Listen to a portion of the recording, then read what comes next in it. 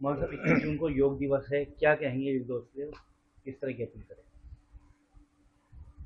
योग दिवस हमेशा मनाया जाता है और इस बार बहुत शानदार तरीके से इंटरनेशनल योग दिवस मनाने की तैयारियां चल रही हैं। हुकूमती सतह पे भी और ज़ाती बुनियादों पर भी लोग उसकी तैयारियां कर रहे हैं और योग को मजहब से जोड़कर नहीं देखा जाना चाहिए। योग एक अमल है, वर्जिश का। योग दरअसल शब्द है संस्कृत का, जिसके उर्दू में उसका तर्जमा है वर्जिश करना। तो वर्जिश करना यानी गोया कि योग करना, ये आदमी की सेहत के लिए, सेहतमंदी के लिए बहुत ज़्यादा ज़रूरी है। और योग दिवस के दिन ही नहीं, बल्कि मैं तो ये कहता हूं कि हर रोज मर्द और खवातीन को योगा करना चाहिए, अपने घरों में करना चाहिए और जो सेंटर बने हैं वहां भी जा सकते हैं।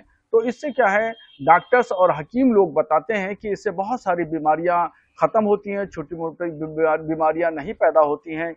और नमाज जो है भी अपने आप में एक योग है, क्योंकि 5 वक्त आदमी नमाज पढ़ता है, रुकू और सुजूद में जाता है, उठता है, बैठता है, घुटनों की और हड्डियों की जो आमिजिश होती है, वो तमाम चीजें वो एक योग के दायरे में आती हैं। तो नमाज जो पाबंदी के साथ 5 वक्त लोग नमाज पढ़ते हैं, वो बीमारियों से भी बहुत दूर रहते हैं। मगर इसी के साथ साथ में जो लोग एतराज करते हैं योग को कि योग जो है ये सनातन धर्म का हिस्सा है, जबकि ऐसा नहीं है। योग पर किसी मजहब का कोई टाइटल नहीं है, ना सनातन धर्म का, ना आर्य समाज का, ना इस्लाम का, ना बुद्धिज्म का, ना सिखिज्म का। योग जो है वो एक अमल है, उस पर किसी मजहब का कोई टाइटल नहीं है। और जो लोग मजहब से जोड़ के देखते हैं, मैं उनसे गुजारिश करूंगा कि योग को मजहब से अलग करके देखें, उसको जोड़ करके न देखें। हाँ, जहां तक बात है सूर्य नमस्कार की, तो सूर्य नमस्कार एक जरूर मजहबी अमल है, वो योग का हिस्सा नहीं। जो लोग जो है सूर्य नमस्कार पर अमल करते हैं, उसके अनुयायी हैं, वो करें, हमें उस पर कोई आपत्ति नहीं। वो बहुत सारे अमेंडमेंट कर सकते हैं, कोई भी इसमें इजाफा कर सकता है। ऐसे ही जो पुरानी खानकाहें, दरगाहें हैं, वहां पे जो सूफिया कराम थे, वो कोई मुरीद होने के लिए आता था, खिलाफत लेने के लिए आता था, तो एकदम नहीं देते थे।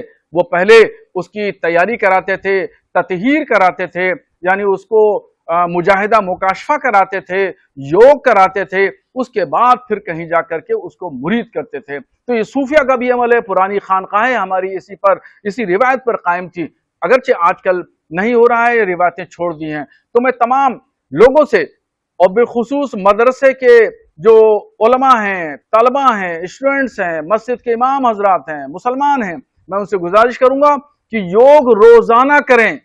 और ये अमल अपनी सेहत के लिए, सेहत की सलामती, तहफ़्फ़ुज़ और शफाफत के लिए बहुत ज्यादा जरूरी है, और इसको कतन मजहब का टाइटल न लगने दें।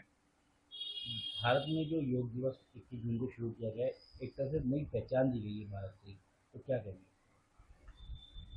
भारत जो है बहुत सारी रिवायतों का अमीन है, कदीम और जदीद, नए और पुराने रिवायतें हैं, परंपराएं हैं, वो चली आ रही हैं। मगर बहुत सारी ऐसी रिवायतें हैं जिनको लोग नहीं जानते, प्रचालित नहीं है वो चीजें।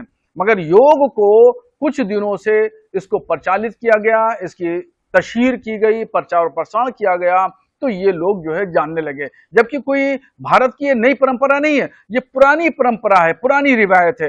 अब इस रिवायत को नए अंदाज में जिंदा किया गया है, बहुत अच्छा कदम है और इस पर लोगों को अमल करना चाहिए।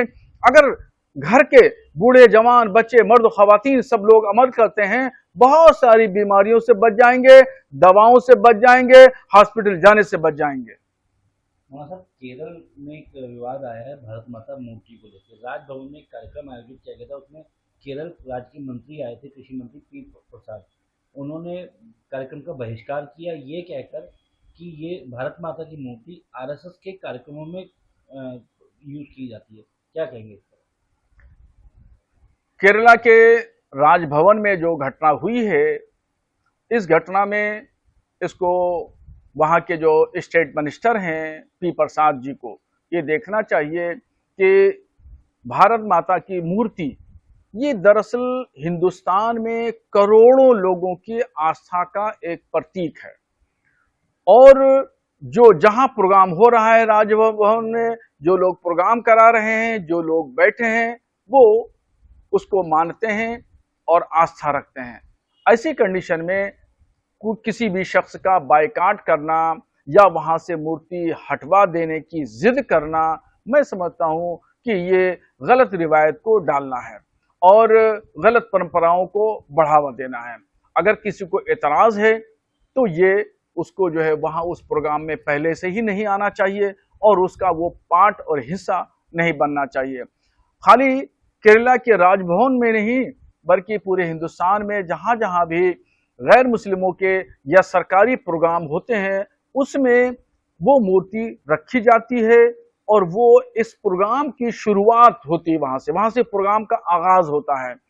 तो एक परंपरा है गैर मुस्लिम प्रोग्राम के, तो जो परंपरा है उसको परंपरा को निभाना चाहिए और इस तरीके से विवाद को खड़ा करना और ये कहना कि यह आरएसएस की मूर्ति है, मैं समझता हूं ये हिमाकत है।